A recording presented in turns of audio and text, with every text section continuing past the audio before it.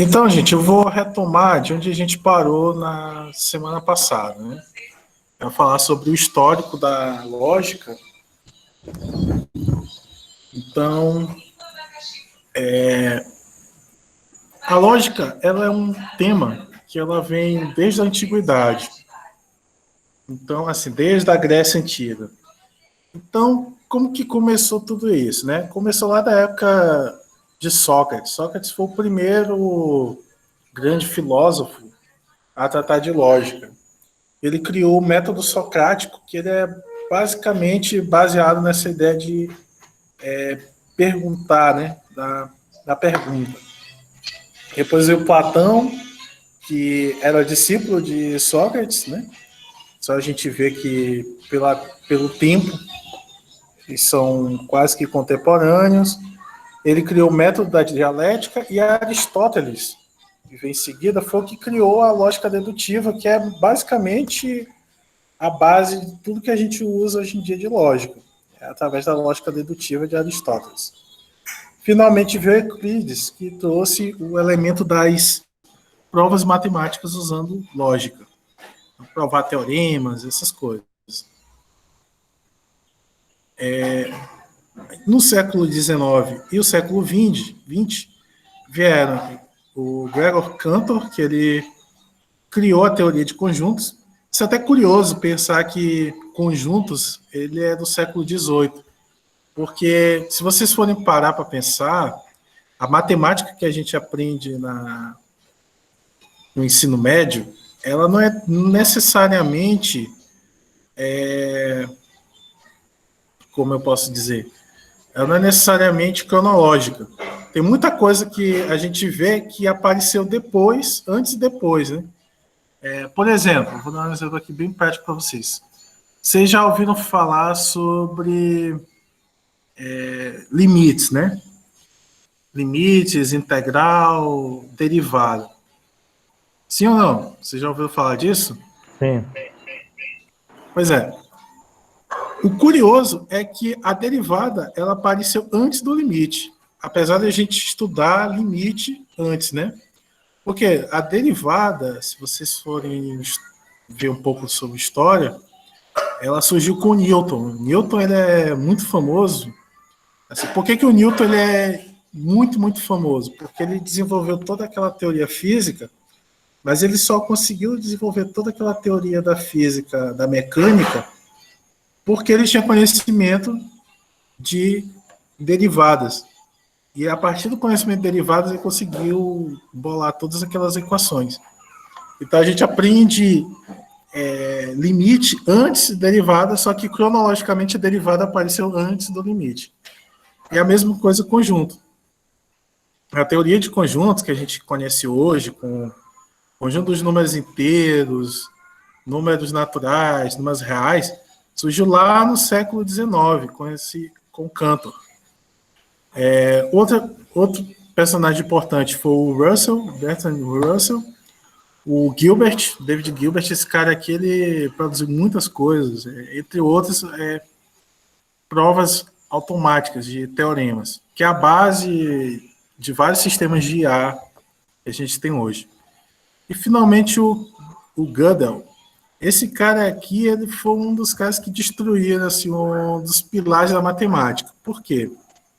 Antes dele, se acreditava que a matemática ela era absoluta, que tudo que você praticamente todas as afirmações matemáticas elas podiam ser provadas.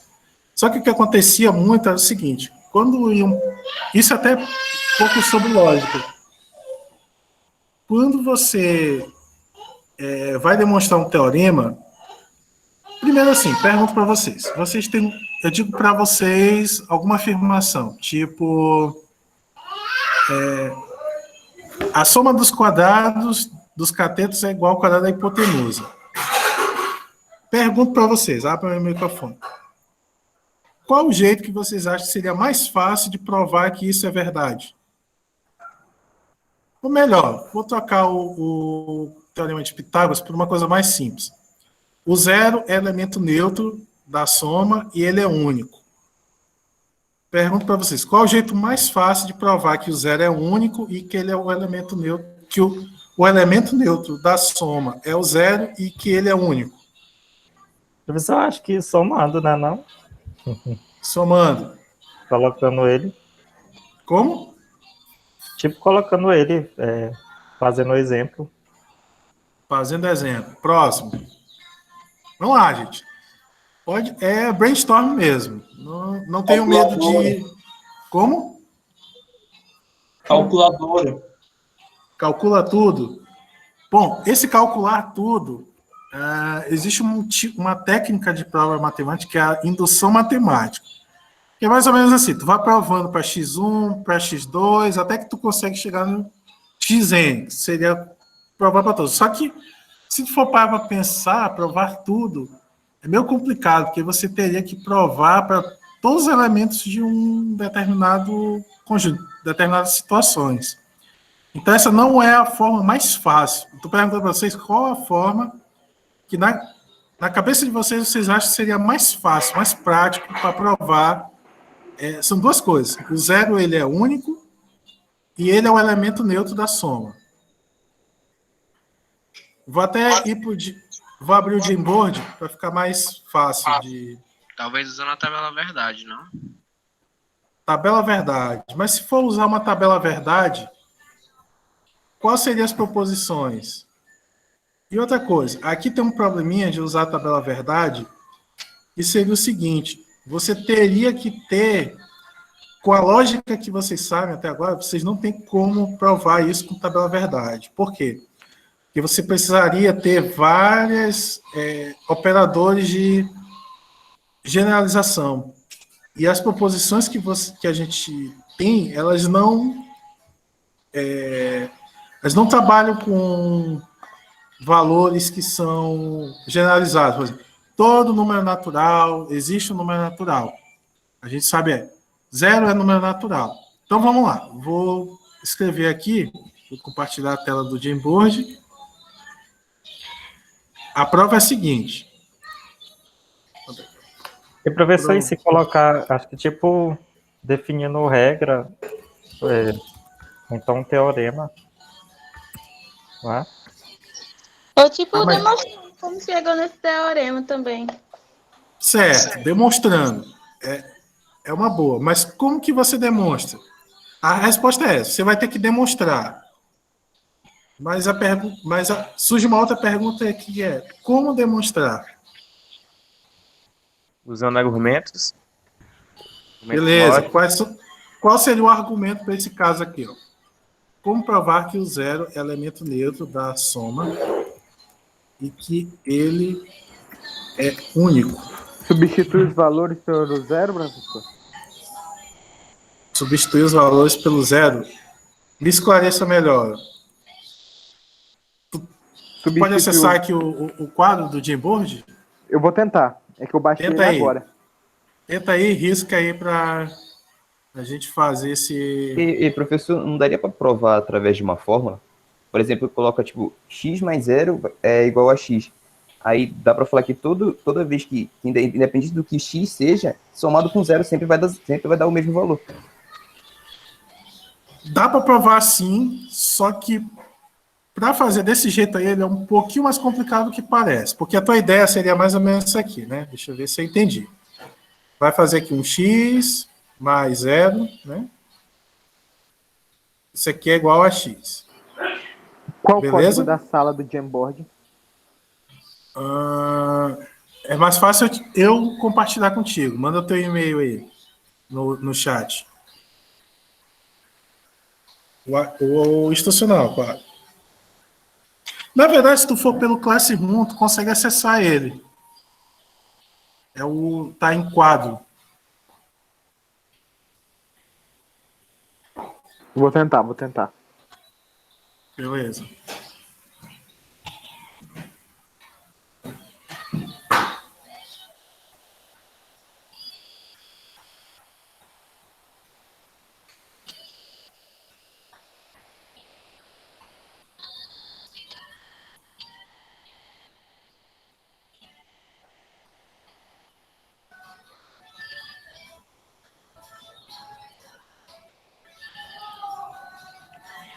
Bom, voltando aqui.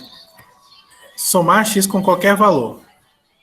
Beleza, só que para te fazer isso aqui, ó, somar x com qualquer valor, tu tem que provar para todos os valores que tu colocar. Tu vai ter que provar que isso aqui é verdade. Então, essa solução funcionaria? Sim. Mas ela não seria o jeito mais fácil. Tem um jeito bem fácil, gente. Eu vou dar uma dica para vocês. Quando tem dois políticos debatendo, qual é a estratégia básica para um político ganhar o debate?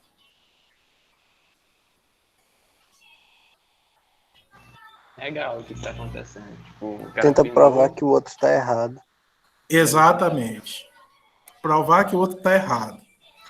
Então, aqui, o jeito mais fácil de provar isso aqui, ó, que o zero é elemento neutro da soma e que ele é único, é provar que o contrário disso é errado. Está errado. Então, qual seria o primeiro passo para você provar que isso aqui... Primeiro, qual é o contrário disso aqui? Primeiro, qual é o contrário de X dizer... mais 0 é diferente de x. Vamos começar por aqui, ó. Qual o contrário de dizer que o zero ele é único? Dizer que tem outro igual a ele. Ótimo. E serve para a mesma coisa. Então, essa prova ela consiste basicamente em fazer isso aqui, ó. Você pega aqui, ó, x mais zero igual a x, aí você vai pegar aqui, em vez de zero, vou colocar zero, nossa.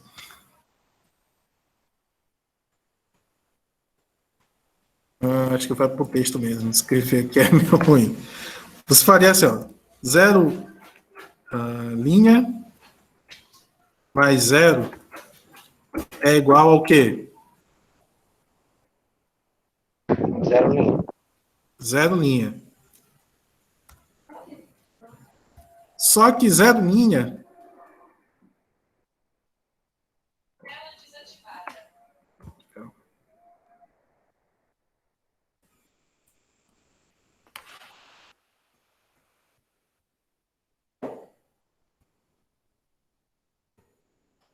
zero linha mais zero é igual a zero linha. Então, se você pega só que zero linha,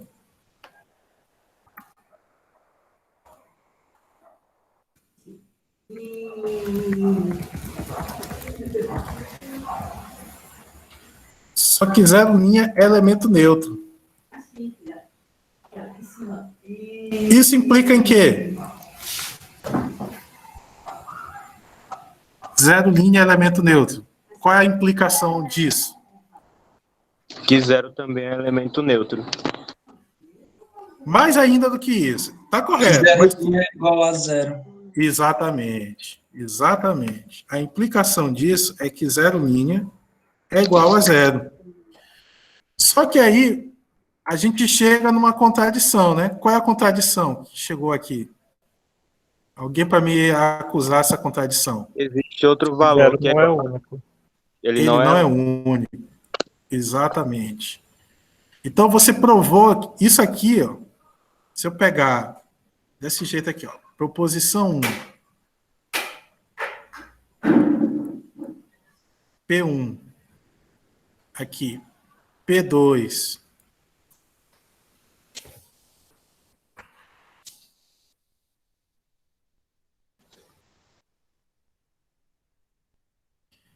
e aqui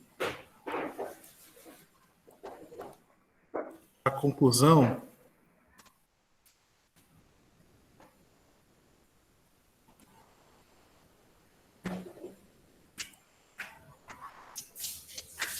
ó, primeira proposição, zero linha mais zero é igual a zero linha. Segunda proposição, mais zero linha é elemento neutro. Conclusão, zero linha é igual a zero linha. Então, isso aqui ó, a gente chama de um absurdo.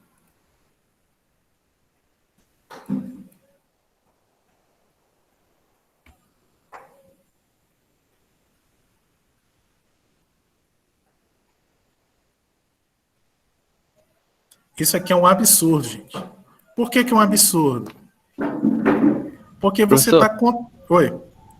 no caso, isso seria redução ao absurdo que se estuda em matemática discreta? Exatamente. Isso é uma prova de redução por absurdo. Essa prova de redução por absurdo mais simples que existe. Você provar, por exemplo, que o elemento neutro da soma ele é o zero e que ele é único. É só você supor que existe um outro elemento neutro, você aplica a operação da soma, você chega à conclusão de que os dois são iguais. Chegando à conclusão que os dois são iguais, você prova que isso aqui ele não é único e que isso é um absurdo. Então, olha só qual é o raciocínio aqui. Se você prova que a negação daquela afirmação ela é falsa, então você conclui que a afirmação é verdadeira. Entendeu? Parece meio confuso. É o seguinte, você tem uma afirmação. Ele é único, certo?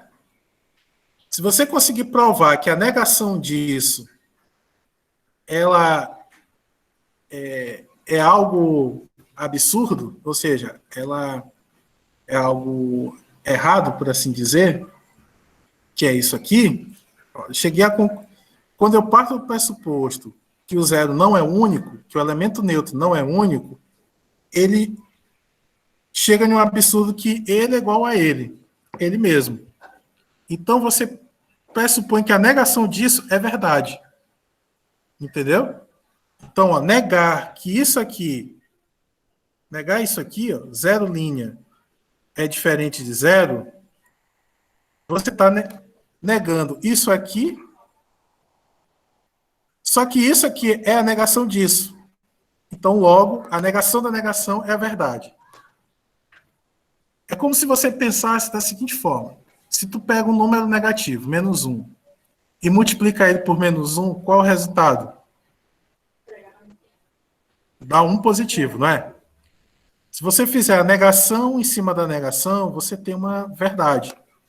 Então, o princípio básico dessa prova aqui, de redução do absurdo, é isso. É partir do princípio que negar uma negação, você chega em uma verdade. Entenderam agora? Sim. Beleza. Só que isso tem um problema, né? Que é justamente o que o Gödel, que foi o que levou a gente para cá, viu. Que é o quê? Usar esse tipo de técnica para provar um teorema é muito perigoso, porque para que isso aconteça, é preciso que exista uma condição chamada de completude. Aqui em conjuntos funciona bem porque ele atende a esse critério. Mas existem, por exemplo, no cálculo, limites, derivadas, que isso não vai funcionar. Então, o que aconteceu? Quando este cidadão aqui, Gödel, ele provou o chamado teorema da incompletude, ele praticamente assim foi como se tivesse destruído os pilares da matemática. Por quê? A partir disso, ele conseguiu demonstrar que nem todo teorema pode ser provado de forma indireta, que é uma prova de redução absurda. E que, quando isso acontece, você não tem como validar, provar, demonstrar todas aquelas afirmações daquela teoria.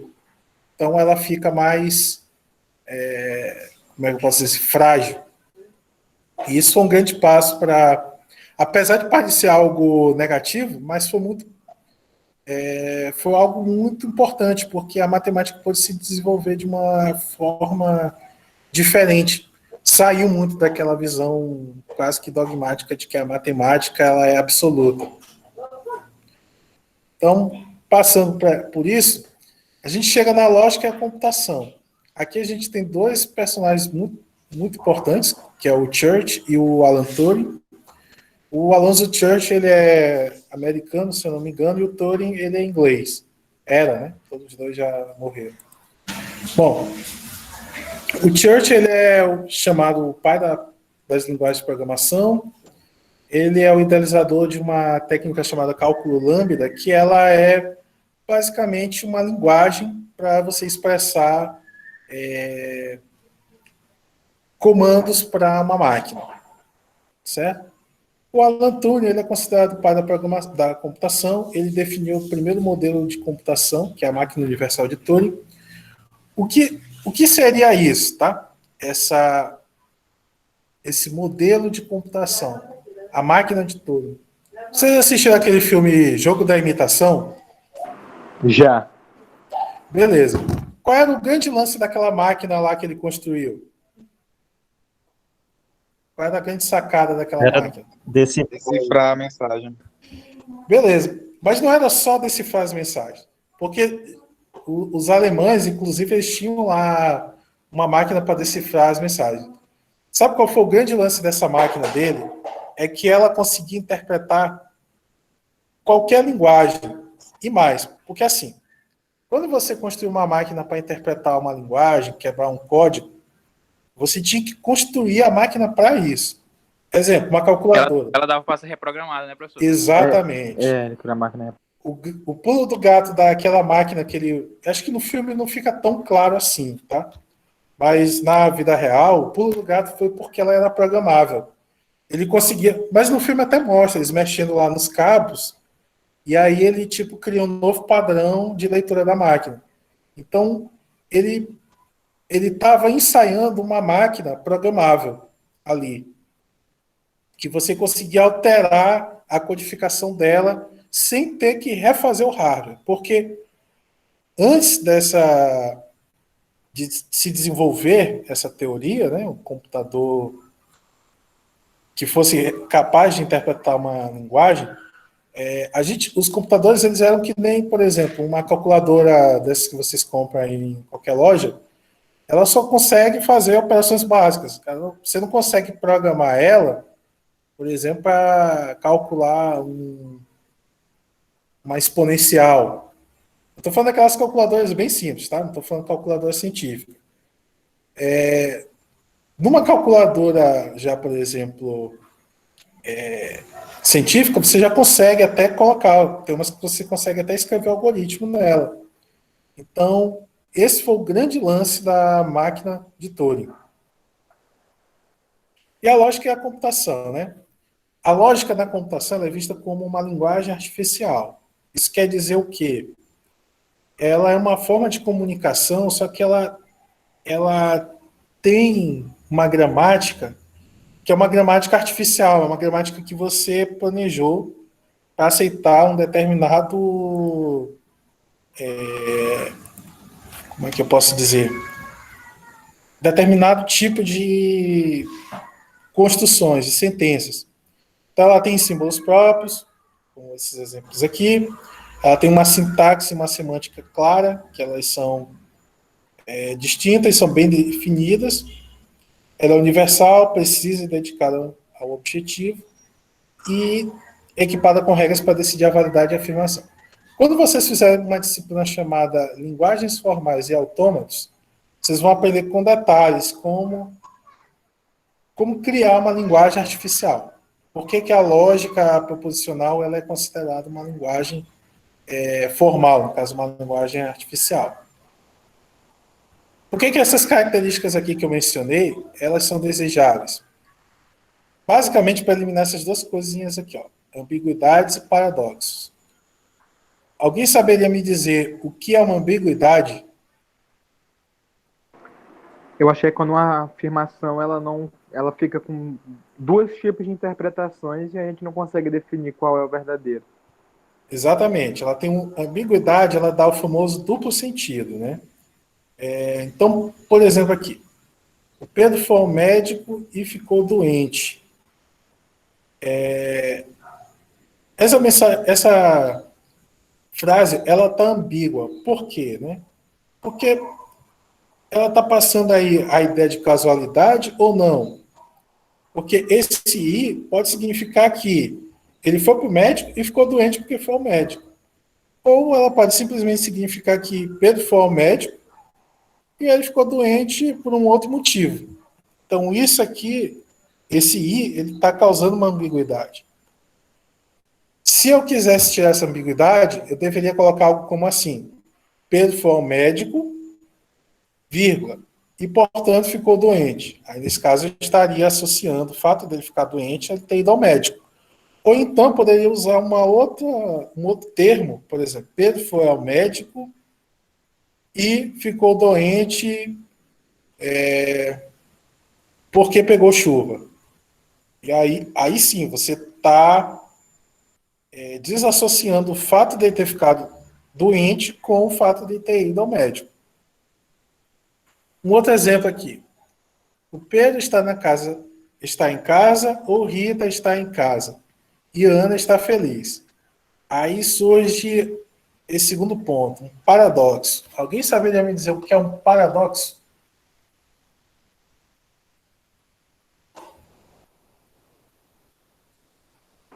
É quando duas ideias entram em conflito, professor? É mais ou menos isso. É basicamente essa ideia, né? É quando eu tenho ideias que elas, basicamente assim, uma está combatendo a outra, né? Nesse caso aqui, até que não é um paradoxo assim tão grande, mas o fato é, Pedro está em casa ou Rita está em casa e a Ana está feliz. Nesse caso aqui, não há como associar uma coisa a outra. O fato de Pedro estar em casa ou Rita estar em casa relacionar com Ana estar feliz. Então, esses são problemas que a língua portuguesa ela apresenta na hora que eu vou descrever sentenças em lógica. Então, eu preciso de uma linguagem que ela vai me tirar esses dois probleminhas aqui. Outro exemplo. Seja N o menor natural que não pode ser definido em menos de 20 palavras. A frase tem menos de 20 palavras, então observe que aqui também é o famoso paradoxo, né? Se N é um número natural que ele não pode ser definido em menos de 20 palavras, aí a gente tem que ver se a frase ela tem menos de 20 palavras. Seja C o conjunto que contém todos os conjuntos, então C contém ele mesmo. Olha como isso aqui é uma frase bem curiosa, né? Se C é um conjunto que ele contém todos os conjuntos, então obrigatoriamente ele contém ele. Se ele contém ele vai conter todos os conjuntos. E isso sim vai gerar um conjunto dentro de um conjunto que vai levando a um paradoxo de infinito. Outro exemplo aqui, ó, só digo mentiras. Se é verdade, não mentir. Logo, ela é falsa. Então, se ele está dizendo que aqui ele só diz mentira e ele está dizendo verdade, como assim, né? Isso aqui também, essas duas ideias já estão entrando em conflito.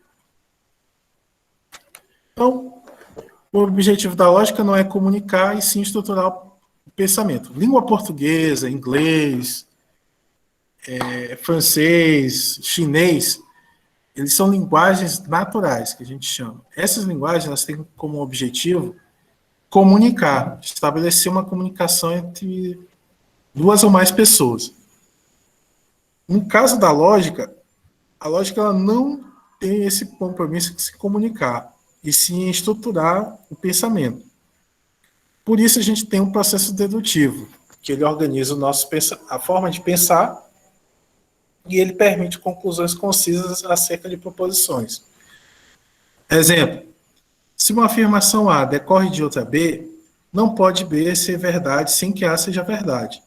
Então, veja só, se B é verdadeiro, logo A também é verdadeiro, né? Então, isso aqui é um exemplo de uma proposição concisa.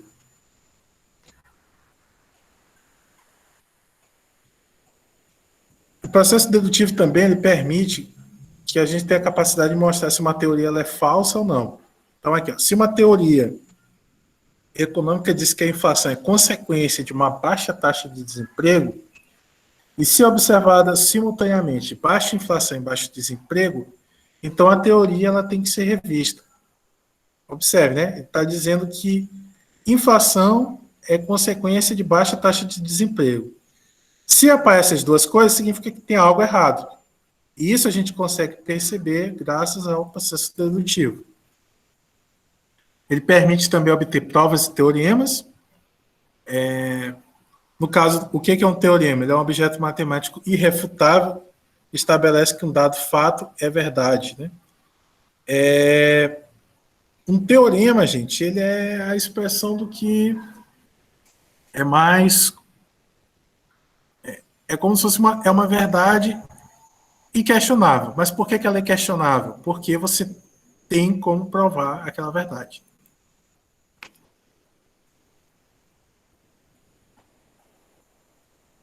E o que vem a ser uma dedução? Um exemplo aqui. Ó. Se o metrô se atrasar e não houver táxi na estação, o Pedro chega mais tarde. Pedro não chegou tarde, mas o trem atrasou-se. Logo, havia táxi na estação. Então, ele deduzir que havia táxi na estação baseado no fato de Pedro não chegou tarde e o metrô não se atrasou. Então, como é que eu cheguei nessa conclusão? Porque tinha essas premissas aqui. Outro exemplo. Se está chovendo e a Ana não tiver um guarda-chuva com ela, vai se molhar. A Ana não está molhada, mas está chovendo. Logo, ela tem um guarda-chuva. Isso aqui também a gente consegue deduzir através da lógica. Então, como é que funciona o processo de verificação, né? Que eu usei nesses dois raciocínios, nesses dois argumentos anteriores. Então, consiste em transformar a sentença em linguagem natural em linguagem lógica. Então, eu tenho a hipótese 1, 2 e a tese. Então, primeira hipótese, se P e não Q, então R. Segunda hipótese, não R e P. Então, a tese, que é a minha conclusão, ela é Q. Então, a prova. Como é que eu vou provar isso? A primeira hipótese ela é equivalente a P ou R. A hipótese 2 ela vai dizer que não P e não R.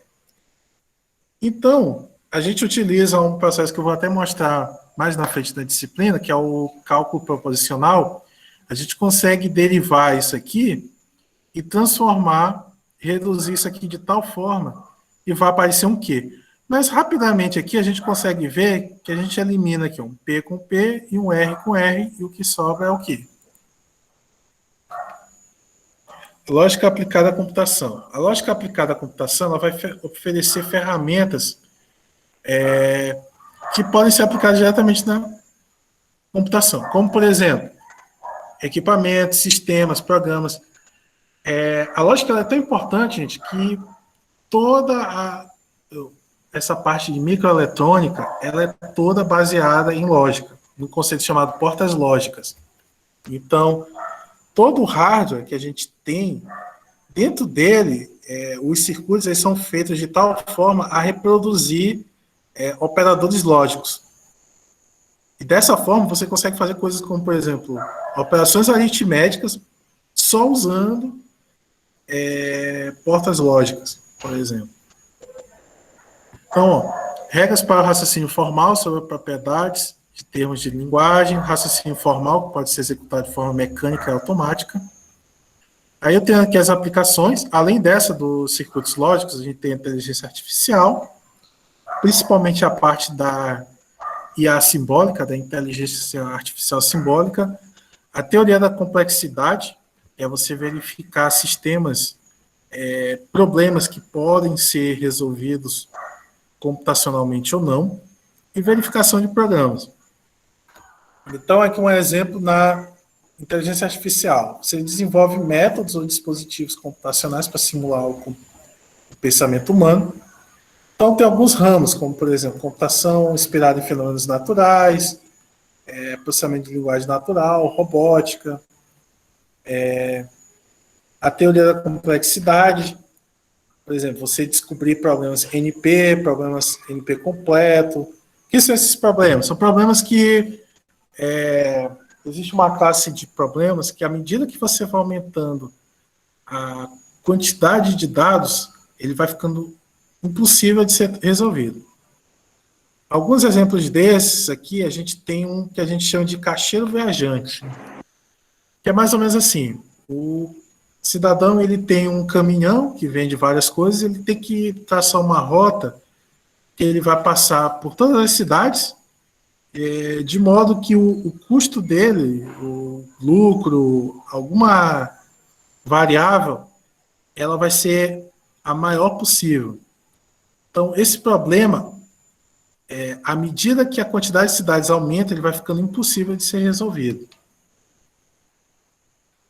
Verificação de programas, como você garantir que aquele programa está rodando do jeito que deveria. Então, você pode fazer provas automáticas de sistemas. E aí fica para vocês alguma pergunta a ser feita, né? Então, abro para as perguntas. O que vocês têm de dúvida, quiser perguntar, agora é o bom momento.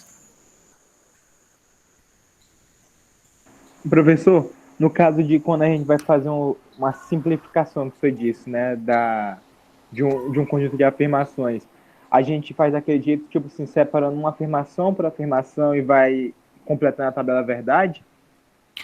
Depende. Tem duas formas de você... A gente vai ver isso mais na frente, mas eu vou mostrar aqui rapidamente no Gboard. Vou criar aqui mais um outro quadro.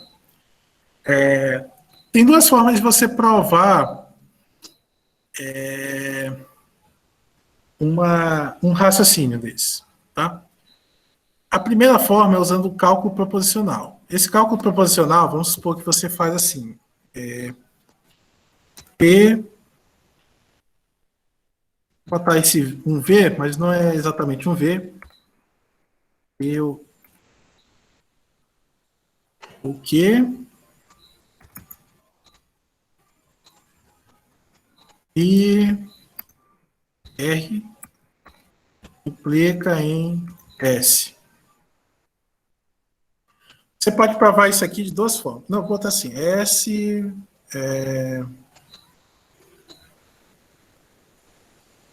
ou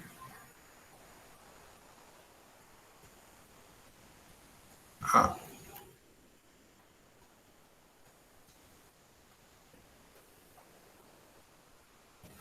A primeira forma, vou botar aqui, ó.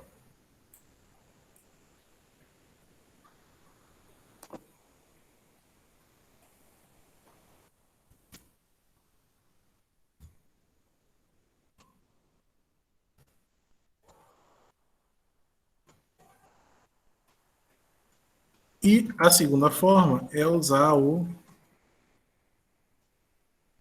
cálculo proposicional. Bom, no cálculo proposicional, na tabela verdade, vou botar aqui um pouquinho separado, espero que tenha uma figurinha disso, porque eu não estou muito afim de desenhar. Tabela verdade.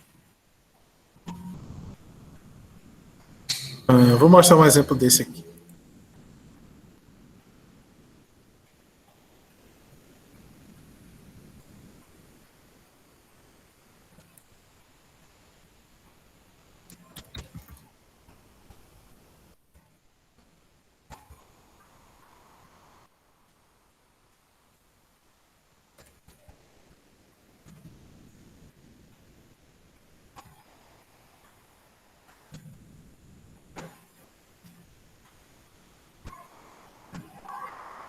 Certo. Então, aqui, ó, tem duas formas de você provar isso aqui. Uma é a tabela verdade. Como é que funciona a tabela verdade? Você vai pegar cada proposição dessa, vai atribuir valores e vai calculando, né, descobrindo qual o valor para cada expressão. Então, por exemplo, aqui, ó, P o quê? Então, aqui, P o quê? Então, vou colocar aqui verdadeiro, verdadeiro, falso. Eu vou fazendo todas as combinações possíveis de verdadeiro e falso. E tenho o resultado aqui. Quando eu estou provando isso aqui usando uma tabela verdade, basta verificar se esse lado aqui, ele implica nesse lado. Ou seja, eu vou transformar isso tudo aqui em uma proposição desse tipo aqui.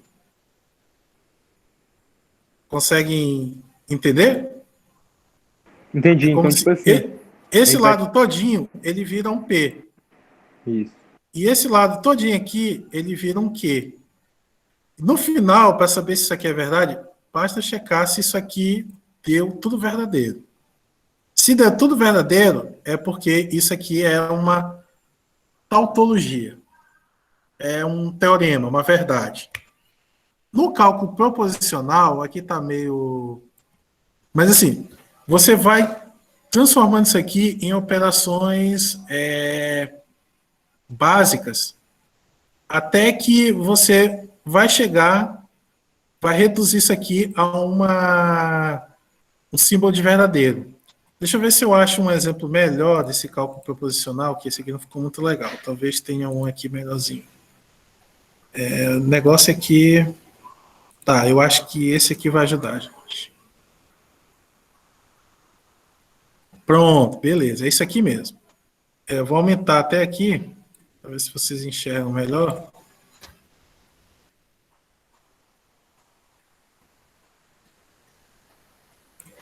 Olha só. Eu tenho aqui algumas regrinhas, por exemplo, P é equivalente a P, P é equivalente a não, de não P, P ou não P, isso aqui é verdade, tá? Não contradição, a negação de P e não P é verdade. Tudo isso aqui, ó, é verdade. Isso significa que, quando eu estou usando cálculo proposicional, eu vou pegar uma expressão dessa e ficar aplicando essas regrinhas até que apareça uma regrinha dessa. Qualquer regrinha dessa que aparecer significa que é verdadeiro. Outro exemplo. Esse aqui é fácil de ver, né? P ou não P é verdade sempre. Por que é verdade sempre? Algum corajoso aí para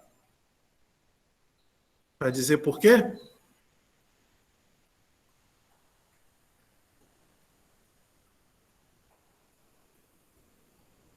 Porque, professor, quando um dos dois for falso, o outro obrigatoriamente vai ser verdadeiro. Então sempre vai ter algum verdadeiro na história. E no ou, né? Se um dos dois for verdadeiro, então é verdade. Já tem isso. Uhum. Então, esse aqui é um típico caso em que vai ser sempre verdade. Isso aqui também, porque vai ser P é a mesma coisa que não de não P. Então, isso aqui é verdade. Essa lei aqui de De Morgan, né, que você transforma uma conjunção em uma disjunção. Então, aqui, ó, P e Q é igual a não, de não P ou não Q. Aí tem o mesmo, só que pro ou. Então, no cálculo proposicional, você vai... É como se você estivesse fazendo conta, né? Por isso que tem esse nome cálculo. Você vai transformando essa expressão até chegar nesses valores aqui, e aí ou você vai chegar numa situação em que vai dar sempre verdadeiro, ou numa situação em que você encontra uma fórmula que você não tem valores, ela pode assumir valores positivos e negativos. Quando você encontra valores sempre positivos, a gente tem o que a gente chama de tautologia. Quando você tem valores que são sempre negativos, falsos, a gente tem o que a gente chama de contradição. E quando a gente tem valores que é verdadeiro e falso, como por exemplo aqui, a gente chama isso de contingência. Certo? Mais alguma pergunta?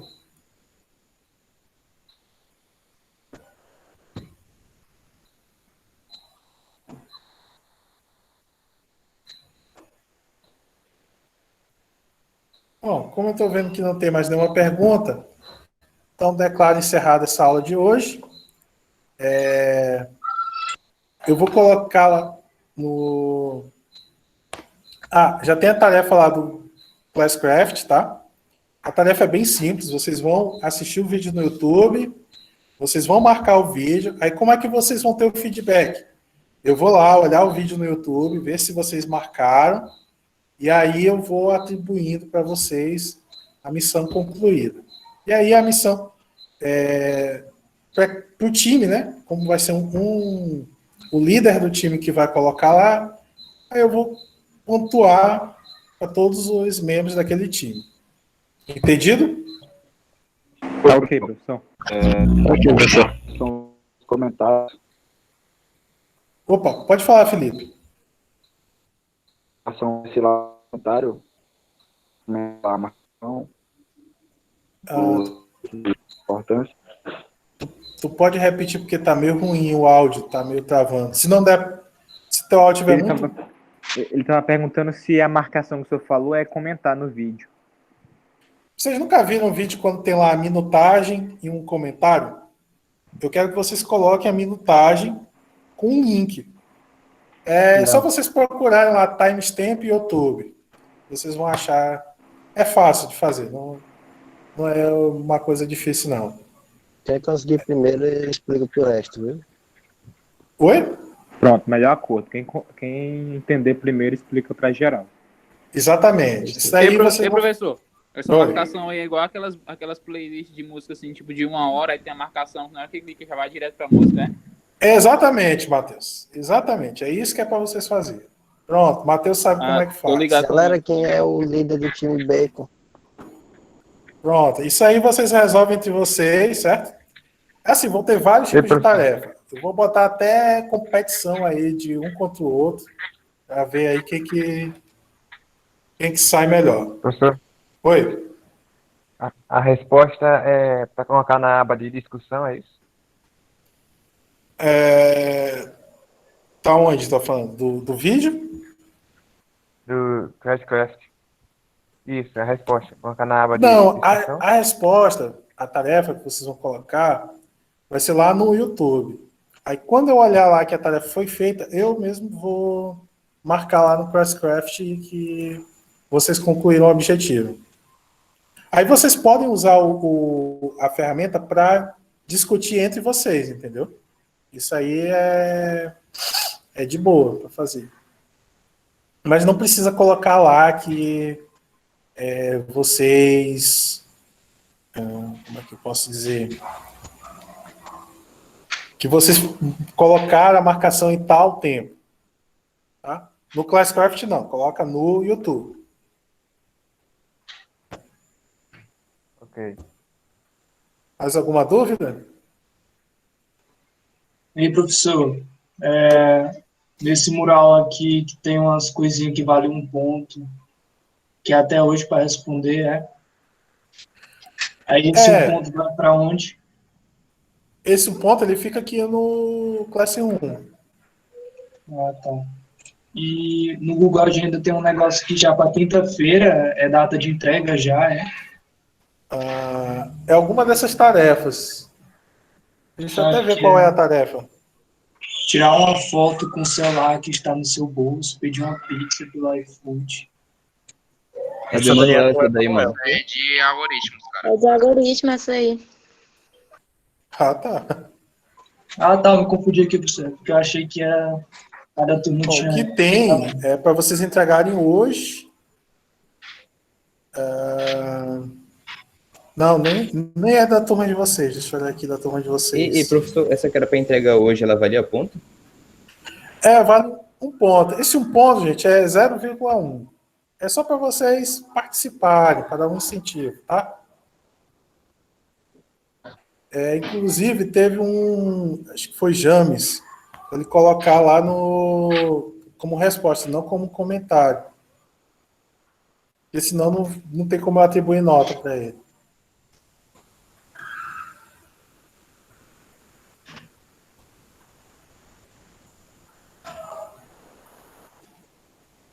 Beleza? Então, gente, boa noite. Boa noite, professor. Bom final de semana aí, vocês vão ter, estudem. E é isso. Sugestões, comentários. Acho que eu vou abrir um tópico lá no Classroom para vocês colocarem sugestões, coisas assim do tipo. Beleza? Então, até mais, gente.